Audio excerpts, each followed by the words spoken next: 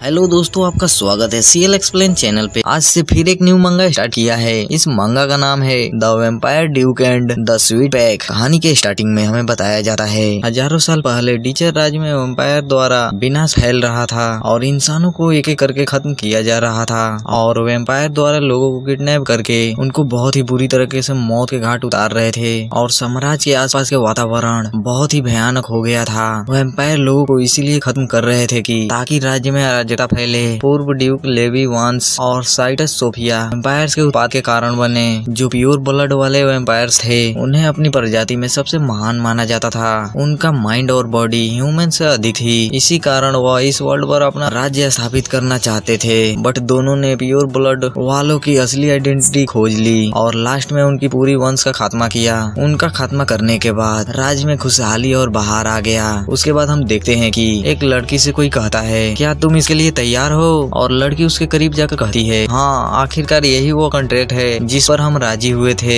इतना कहते कहते वो दोनों दबाकर किस करने लगते हैं और वह लड़की कहती है चलो फिर से एक बार करते हैं, और उसकी बॉडी को देखकर मन ही मन कहती है जब यह मेरे पास आता है तो मेरे शरीर में 1000 का करंट क्यों दौड़ने लगता है, यह कितना प्यारा है। इतना वो सोच ही रही होती है कि वह बंदा उस पर चढ़कर मचने लगता है, जिससे यह कह रही होती है अरे बेबी धीरे, आराम से थोड़ा आराम से करो, आराम से, बहुत मजा आ रहा है। उसके बाद हमारा सीन कट होता है और उस लड़की के फादर उससे कहता है मैंने तुम्हारे बारे में सुना है, तुम्हारा बॉयफ्रेंड किसी और के साथ रिलेशनशिप में है, तुम्हारे साथ बहुत गलत हुआ। और वो अपने फादर से कहती है आप मेरी चिंता मत कीजिए, आप सिस्टर का देखभाल कीजिए। तभी उसका बाप कहता है एलेनोर तुम अपने एक्स बॉयफ्रेंड से अब उससे कुछ मांगना बंद करो। एलेनोर उससे कहती है मैं ऐसा क्यों करूँ, मैं जिससे प्यार करती थी उसे मैं खो चुकी हूँ, अब मेरे और सिस्टर के बीच इतना भेदभाव क्यों करते हैं। इस बात को सुनकर उसका बाप दांत पीसते हुए कहता है मैं तुमसे बस थोड़ा सा समझौता करने के लिए कह रहा हूँ। मैंने तुम्हारे सिस्टर के लिए एक लड़का देखा है, वो दिखने में भी हैंडसम और नस्ल में भी बेजोड़ है। इस बात को सुनने के बाद एलेनोर मन ही मन कहती है क्या यह मुझे बेवकूफ समझते हैं, मैं जानती हूँ कि उसकी शादी यह अपनी लव के लिए करवाना चाहते हैं, वह लड़का बहुत अश्लील है जो इसके लायक नहीं है। और उसके बाद अपने फादर से कहती है सिस्टर के लिए लॉर्ड जुल्स से बेहतर कोई नहीं है, आखिरकार मेरी सिस्टर ने मेरे बॉयफ्रेंड को छीन लिया है तो उससे बेहतर इसे कौन मिलेगा। इस बात को सुनकर इसका बाप गुस्सा होते हुए कहता है एलेनोर तुम अपनी जुबान संभाल कर बोलो, तुम क्या बकवास कर रही हो। इधर इसकी सिस्टर एंजेला एक्टिंग करते हुए कहती है सिस्टर मुझे माफ करना, यह मेरी गलती है कि तुम्हारे बॉयफ्रेंड से मुझे प्यार हो गया। उधर उसकी माँ उसको दिलासा देते हुए कहती है अरे मेरी बच्ची तुम इतना उदास मत रहो, हम तुम्हें इतना उदास नहीं देख सकते, इसमें तुम्हारी कोई गलती नहीं है। एलेनोर अपनी माँ को दिलासा देते हुए देखकर मन ही मन कहती है यह कितनी कमीनी औरत है, जब इसकी असली बेटी को मैं बेइज्जत कर रही हूँ तो उसे दिलासा दे रही है, यह कितनी गिरी हुई औरत है। फिर एलेनोर अपने बारे में बताती है मैं इनकी असली बेटी नहीं हूँ, इनसे मेरा खून का नाता नहीं है। मेरे माता पिता को लंबे समय से बच्चा नहीं हो रहा था तो उन्होंने अनाथालय में सबसे सुंदर बच्चों में से मुझे गोद लिया। जब उन्होंने मुझे गोद लिया था तो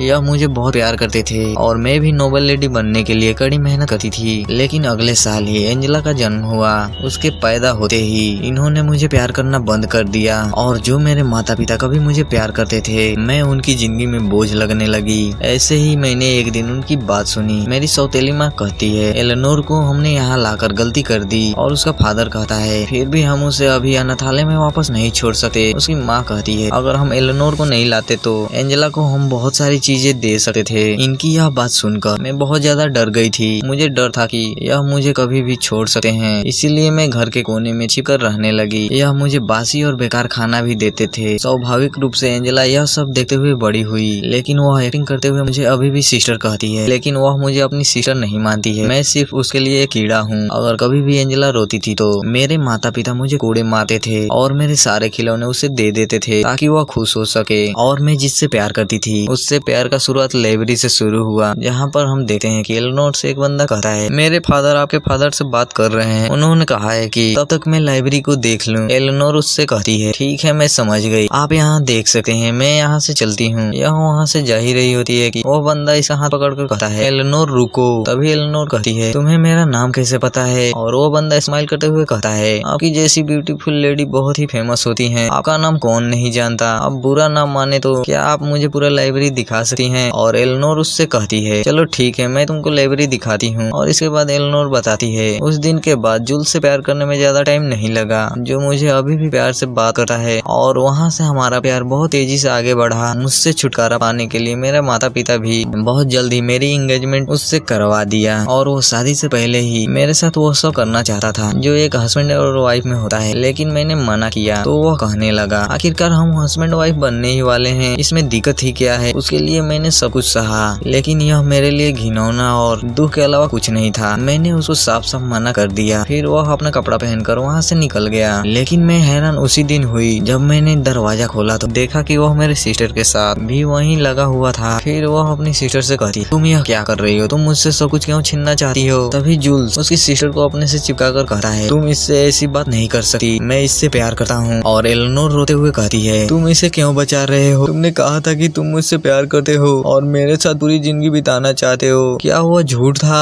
तभी वो कहता है, मैं तुमसे प्यार करता था, लेकिन जब मैंने तुम्हारे साथ वो सब करने के लिए कहा था तो तुमने मुझे मना कर दिया, इससे मैं बहुत निराश हुआ। तभी वो कहती है, तो बताओ अब क्या करना है। तभी वो कहता है, क्या तुम्हें पता है तुम्हारी जैसी ठंडी औरत के साथ कौन रहना चाहता है, तुम्हारे अंदर जोश नाम का कोई चीज ही नहीं है, जब मेरा मूड बनता है तो तुम देती भी नहीं हो। आप बताइए कि यह क्या मांग रहा है। इस बात को सुनकर एलेनोर की पूरी दुनिया ही हिल गई होती है और वो पूरे सदमे में चली गई होती है। उससे कुछ बोला भी नहीं जा रहा होता है। यह एलेनोर पिछले इंसिडेंट को बता रही होती है। फिर हम करेंट में आते हैं और हम मेंशन को देखते हैं, जिसके अंदर एलेनोर वाइन पीकर अपने फादर से कहती है, फादर मैं अब शादी नहीं करूंगी। तभी उसका बाप कहता है, क्या तुम हमेशा सिंगल रहना चाहती हो, मैंने कभी भी ऐसी लड़की नहीं देखा जो पूरी लाइफ सिंगल हो। भले ही हमारा खून का रिश्ता नहीं है, लेकिन तुम्हें इतना बड़ा पाल पोस कर हमने किया है, अब बस तुम्हारा यही काम है, तुम एक नोबल परिवार में शादी करो और जितना जल्दी हो सके इस घर को छोड़ दो। तभी एलेनोर कहती है, मैंने आपसे कभी नहीं पूछा कि आपने मुझे अनाथालय से क्यों लाया।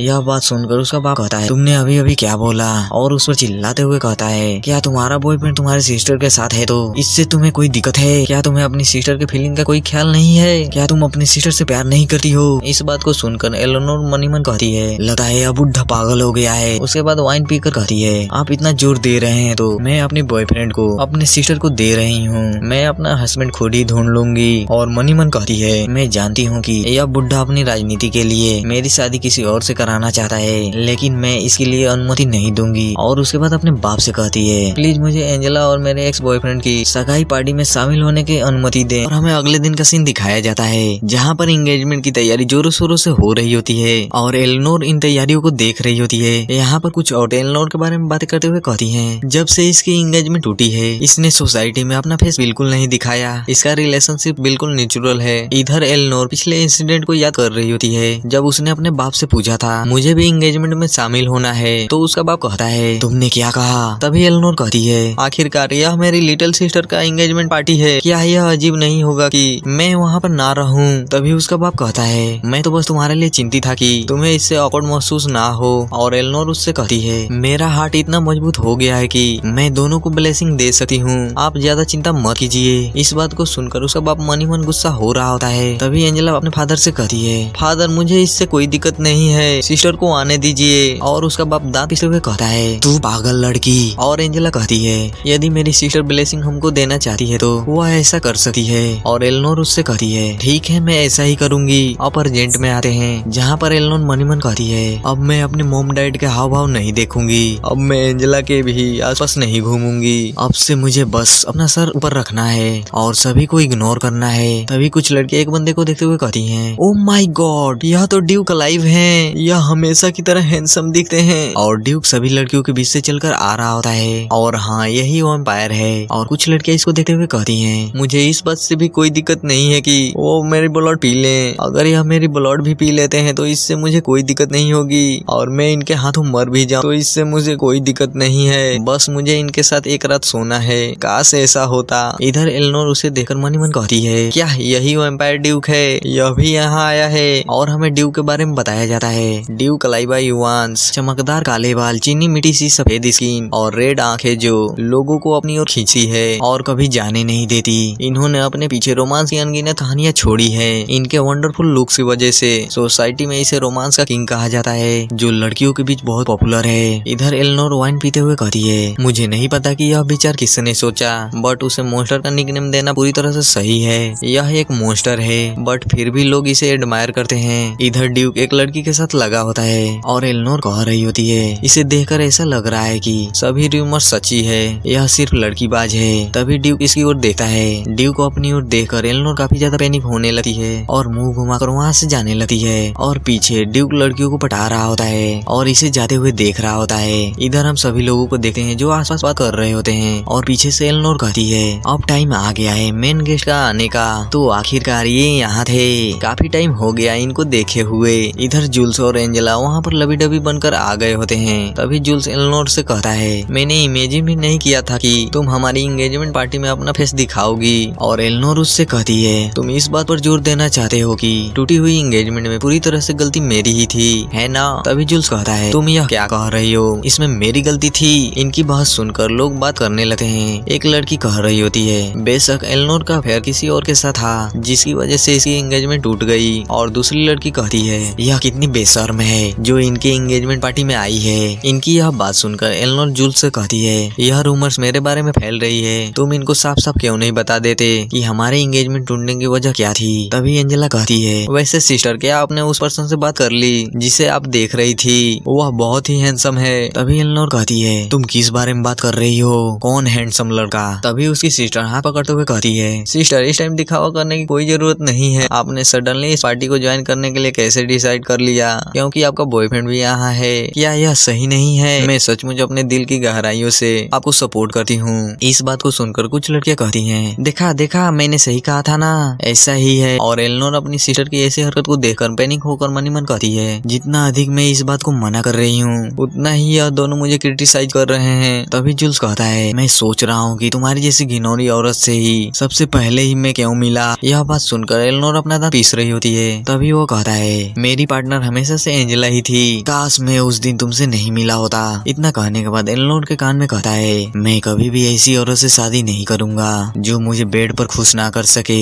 इस बात को सुनकर एलेनोर कहती है तुम यह क्या बकवास कर रहे हो। इतना कहने के बाद वो बहुत ज्यादा सैड होकर वहाँ से जाते हुए कहती है मेरी कंडीशन सही नहीं है इसीलिए मैं यहाँ से जा रही हूँ। तुम दोनों को कांग्रेचुलेशन एंगेजमेंट के लिए, तुम हमेशा खुश रहो। उसे जाते हुए देखकर उसकी सिस्टर बहुत ज्यादा खुश हो रही होती है। और हम घर के बाहर का सीन देखते हैं जहाँ पर एलेनोर रोते हुए कह रही होती है मैं उनको जवाब क्यों नहीं दे पाई, अभी भी मेरा हार्ट चेंज नहीं हुआ है, इसमें उसकी गलती है मेरी नहीं। तभी कोई कहता है तुम क्यों रो रही हो और एलेनोर कहती है कौन है। तभी वो बंदा इसके शोल्डर पर अपना हाथ रखते हुए कहता है अरे तुम उधर क्या देख रही हो, इधर देखो। और एलेनोर पीछे मुड़कर कहती है यह तो कलाइबा युवांश है। और ड्यूक उसको अपना रुमाल देते हुए कहता है लो इससे अपना आंसू पोंछ लो। और वह उससे रुमाल ले लेती है। और ड्यूक कहता है मैं तुम्हें रुमाल देने के लिए यहाँ तक आया, फिर भी तुम यहीं पर खड़े होकर रो रही हो, तुम रोते हुए अच्छी नहीं लगती। तभी एलेनोर कहती है मुझे माफ कर दो, मैंने तुम्हें अपना भद्दा साइड दिखा दिया, मैं जल्द ही तुम्हें रुमाल वापस कर दूंगी। इसकी यह बात सुनकर ड्यूक इससे कहता है एक बार मैं जो चीज दे देता हूँ उसे मैं वापस नहीं लेता, छोड़ो इस बात को। इससे भी इम्पोर्टेंट यह बात है कि तुमने मेरे क्वेश्चन का अभी तक आंसर नहीं दिया है, बताओ तुम क्यों रो रही थी। इसकी यह बात सुनकर एलेनोर मनी मन कहती है इसने जरूर मेरे और जूल्स के बारे में रूमर सुनी होगी, मैं चाहे इस मैटर के बारे में कुछ भी कहूँ यह मुझ पर बिलीव नहीं करेगा। तभी ड्यूक कहता है मुझे लगता है तुम्हारी दोगली लिटिल सिस्टर ने तुम्हारे बॉयफ्रेंड को छीना है। इस बात को सुनकर एलेनोर शॉक होते हुए कहती है तुम्हें यह कैसे पता चला। तभी ड्यूक कहता है बस मैंने तुम दोनों को देखकर गेस कर लिया, तुम्हारा व्यवहार उस दोगली औरत जैसा नहीं है जो अपने बॉयफ्रेंड को धोखा दिया हो। और तुम्हारी लिटिल सिस्टर तुम्हें सैड देखकर बहुत ज्यादा खुश हो रही थी, इससे और भी साफ हो गया कि तुम उसकी जैसी नहीं हो। इसकी ऐसी बात सुनकर एलेनोर इसको एकटक देख रही होती है और देखे जा रही होती है। तभी ड्यूक कहता है एलेनोर टोपाज क्या तुम उनको उनकी औकात दिखाना चाहती हो। और एलेनोर कहती है हाँ मैं उनको उनकी औकात दिखाना चाहती हूँ। तभी ड्यूक कहता है तब चलो मेरे साथ। और उसका हाथ पकड़कर वहाँ से ले जाने लगा है। और यह पीछे से कहती है तुम उनको वहाँ पर संभाल लोगे ना। और वो कहता है तुम इसकी चिंता मत करो, मेरे जैसे बंदे के लिए यह कोई बड़ी बात नहीं है। और यह घबराते हुए कहती है लेकिन वहाँ पर, और उससे अपना हाथ छुड़ाकर कहती है छोड़ो इस बात को, मैं उस तरह की औरत नहीं हूँ जैसा कि तुम इमेजिन कर रहे हो। इसकी यह बात सुनकर वो कहता है क्या। तभी यह कहती है अगर तुम्हारा इरादा मेरे साथ खेलने और पेलने का है तो तुम इसमें निराश हो जाओगे और मुझे एक्सक्यूज बनाकर तुम दूर हो जाओगे। मुझे यह पसंद नहीं है, मैं वह नहीं हूँ जो तुमने एक्सपेक्ट किया था, इसीलिए मैं कहूँगी कि मैं ठंड से पीड़ित हूँ। इसने अपनी पूरी सच्चाई बता दी होती है जिससे वह बस इसे देखे जा रहा होता है। फिर यह कहती है मैं किसी भी पुरुष के साथ सोती हूँ तो भी मुझे कोई फीलिंग महसूस नहीं होता, चाहे हम वो कितनी बार करें मुझे कुछ भी फीलिंग महसूस नहीं होता। तुम्हारे जैसे बंदे के लिए ऐसी औरत के साथ बस अपना टाइम बर्बाद करना है। इसकी यह बात सुनकर थोड़ी देर के लिए वो हैरान हो गया होता है, फिर इस पर हंसने लगता है। इसे हंसते हुए देखकर वो गुस्सा हो रही होती है। तभी वो कहता है मैं नहीं नहीं जानता कि तुम किस बारे में बात कर रही हो, बट तुम ठंडी भी हो तो तुम अपनी सिस्टर से बेटर हो। इसकी यह बात सुनकर वो कहती है तुम्हारा इससे क्या मतलब है। तभी ड्यूक इसका हाथ पकड़कर अपने पास खींच के दबाकर किस करने लगा है। इसे अचानक किस करते हुए देखकर वो थोड़ा शॉक हो गई होती है और इन दोनों में किस चालू हो गया होता है, जिससे एलेनोर काफी ज्यादा शॉक हो गई होती है। अब आगे हम देखते हैं कि किस करने के बाद ड्यूक कहता है तो यह सचमुच सच है।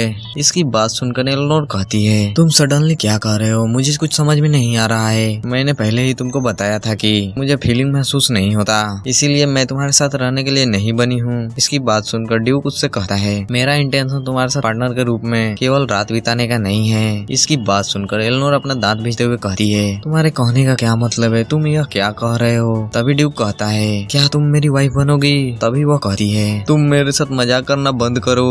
तभी ड्यूक कहता है मैं तुम्हारे साथ मजाक नहीं कर रहा हूँ, मैं सच कह रहा हूँ, क्या तुम मेरी वाइफ बनोगी। इसकी ऐसी बात सुनकर एलेनोर कहती है यह हमारी फर्स्ट मीटिंग है, इसी में तुम मुझे प्रपोज कर रहे हो, यह मजाक नहीं है तो क्या है। इसकी ऐसी बात सुनकर ड्यूक उसे एडमायर करते हुए कहता है बेशक यह कोई नॉर्मल प्रपोज नहीं है, इसीलिए मैं तुमसे कह रहा हूँ कि तुम मेरे साथ कॉन्ट्रैक्ट मैरिज कर लो। कॉन्ट्रैक्ट मैरिज की बात सुनकर एलेनोर थोड़ा पैनिक होते हुए कहती है क्या कॉन्ट्रैक्ट मैरिज। इसे इतना पैनिक होते हुए देखकर ड्यूक उससे कहता है तुम इतना पैनिक मत हो, इस कॉन्ट्रैक्ट मैरिज से तुम्हें ही बेनिफिट होगा। अगर तुम मैरिज करती हो तो तुम अपना घर छोड़ सकती हो और अपने सिस्टर से फ्री हो सकती हो। अपने सिस्टर से फ्री होने का बात सुनकर एलेनोर पूछती है बट तुम्हें इससे क्या बेनिफिट होगा। मेरे जैसे औरत के साथ मैरिज करोगे तो तुम्हारा कोई बेनिफिट नहीं होगा, जो अनाथालय में पला बड़ा है, यहाँ तक कि एक अच्छे परिवार से भी नहीं है। तभी ड्यूक उससे कहता है मुझे इससे कुछ बेनिफिट है, ऐसा कुछ बेनिफिट है जो सिर्फ तुम ही दे सकती हो। तभी वो पूछती है ऐसा क्या है जो सिर्फ मैं ही दे सकती हूँ। तभी ड्यूक कहता है अगर तुम मेरे साथ मैरिज करने के लिए राजी होती हो तो ही मैं तुमको बताऊंगा। इस बात को सुनकर एलेनोर उससे कहती है तुम चाहते हो कि बिना कॉन्ट्रैक्ट को जाने ही उसे एक्सेप्ट कर लूं। I am sorry but contract marriage के लिए तुम किसी और को ढूंढ लो, तुम्हारे जैसे ड्यूक के पास अनगिनत ऑप्शन है। ऑप्शन की बात सुनकर ड्यूक उससे कहता है मैंने तुमको पहले ही बताया था यह कॉन्ट्रैक्ट मैरिज बस तुम्हारे ही साथ हो सकता है और किसी के साथ नहीं। तभी एलेनोर उदास होकर उससे कहती है बट फिर भी मैं इसे एक्सेप्ट नहीं कर सकती, मेरी जितनी भी लाइफ बची है मैं उसे अकेला बिताना चाहती हूँ। इतना कहते कहते वो वहाँ से जाने लगती है और उसे जाते हुए देखकर ड्यूक उससे कहता है रुको, बट उसके आगे वो कुछ नहीं बोलता और ड्यूक के पीछे इसकी सिस्टर एंजेला छिपकर इनकी बातें सुन रही होती है और मनी मन कंफ्यूज होकर कहती है ड्यूक युवांस मेरी सिस्टर जैसी औरत को क्यों चूज कर रहे हैं, यहाँ कुछ जरूर दाल में काला है या पूरी दाल ही काली है। और उसके बाद हम देखते हैं कि एलेनोर अपने रूम में आकर बेड पर सोते हुए अपने आप से ही कहती है अरे यार मैं बहुत थक गई हूँ। तभी ड्यूक की बात याद आती है क्या तुम मेरी वाइफ बनोगी। इतना याद आते ही वो पैनिक होते हुए कहती है सडनली कॉन्ट्रैक्ट मैरिज के लिए प्रपोज करना, क्या उसने सचमुच सोचा था कि मैं उसे हाँ कर दूंगी।